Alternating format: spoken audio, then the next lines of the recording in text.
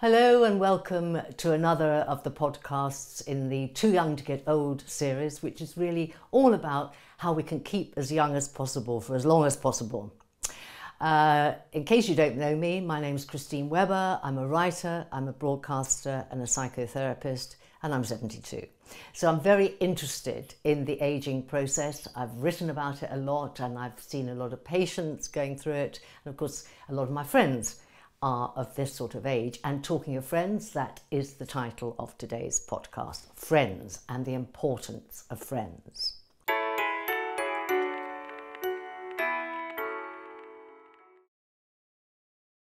First of all, I'm going to do the research bit because it turns out, and I've now been privy to this information and have tried to act upon it indeed for about 10 years, there's a lot of scientific research now that shows that friends aren't just something that feel nice, they actually do us good.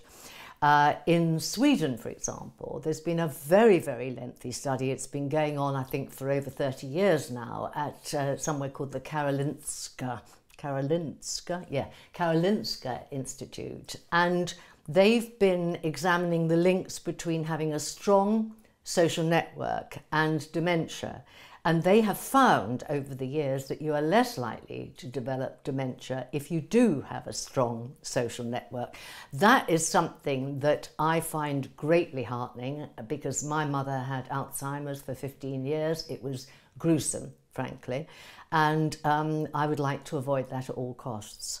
So that's one thing. Now also, when I was writing my book, Too Young to Get Old, that very year as I was writing it, 2009, there was a conference of the American Association for the Advancement of Science, and it was all about the health benefits of friendship. And the headline from that conference was, "Loneliness is as bad for us as smoking."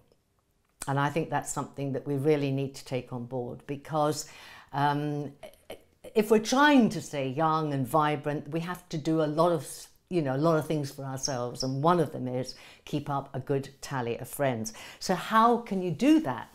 Because frankly, as you get older, some of them do drop away.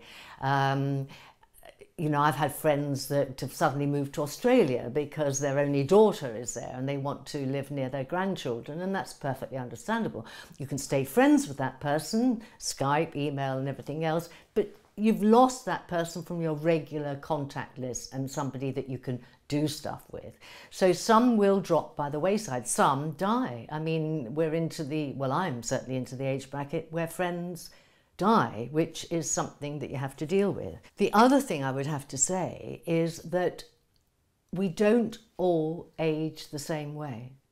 And you may find that you actually have to, if not drop some friends, certainly ration them a bit, because perhaps their politics have become very different from yours, or maybe they just seem very negative. Maybe you've got a friend who was very lively and now she's frankly a grumpy old woman.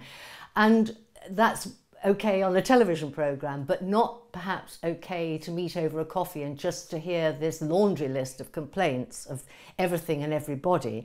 And if you've got friends like that, the chances are you will get to a stage where you just think, I can't see those people as much.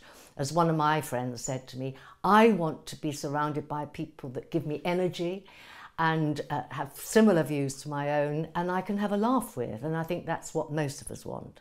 So it's important, therefore, for your health and your well-being to keep up with your tally of friends. And that is going to take a little bit of effort. The other element I think to throw into the equation here is a psychologist called Eric Sigman, whom I've worked with and I quite admire actually. He did some work which suggested that contact with your friends only by phone, email or Skype, for example, it's all very well and it's certainly better than nothing. But he says that if you really want to get the full benefits of friendship, you need to see each other face to face. And his theory is that when we see each other face to face, then we actually get larger amounts in our bloodstream of the hormone called oxytocin. Now, you may know all about oxytocin. It's called the bonding hormone. And when people write about it quite often, it's to do with the bond between mother and child, which is obviously something to be encouraged, and breastfeeding is one of the ways in which it's encouraged. And I think there have been studies to say that people who breastfeed have more levels of oxytocin in their bloodstream than people who don't. But anyway, be that as it may, most of us watching this aren't breastfeeding. So, but oxytocin is a good thing to have because it's a chemical, what would you say? It's a hormone that actually works to try and kind of defeat, in some way, it minimizes the prominence in your bloodstream of stress chemicals. So oxytocin is a feel-good chemical, and I'm sure we all want to feel good as possible, so see friends to get the most benefit. However, having said that, I mean, most of us get onto the social network first thing in the morning and contact our friends worldwide, and I think that's a very good thing to do. Another thing to remind you about is it's a good idea to have friends of all ages, because you don't really want to just be stuck in a groove of people that are just your own age.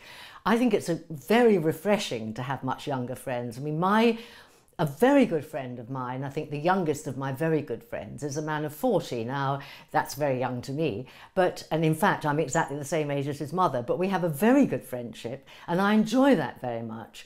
And as a doctor said to me, you need lots of young friends because who else is going to visit you in the care home? So that's something to ponder. The other thing I want to tell you is that I had a patient once who found it difficult to make friends, and she said, Christine, you certainly can't make friends once you're post 50.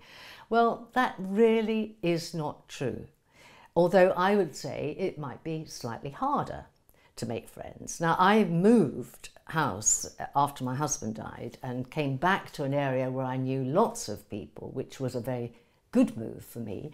But I'm proud to say that I have actually acquired about 5 new friends since I moved up here almost a year ago. Some I've met at exercise classes, one I've met on a charity committee. So, you know, whatever you do, I think there's always the scope to meet new people who are potential friends. And don't be put off by the fact that that friend may not replace and may not be a best friend like your friend that's gone off to Australia, but they still have their virtues. It's still somebody that you can discuss things with, maybe go to the cinema with, invite for lunch or whatever. Contact is good for us. All the science points that way now, and I think that it's a protective thing that we can do for ourselves as well as a social thing. So that's a quick run through friendship and why we ought to have them. And I'd like to end with a quote. There are lots of quotes about friendship, as you can imagine, but this is a very good one by the late journalist Hugh Kingsmill, who said, "Friends are God's apology for relations." See you next time.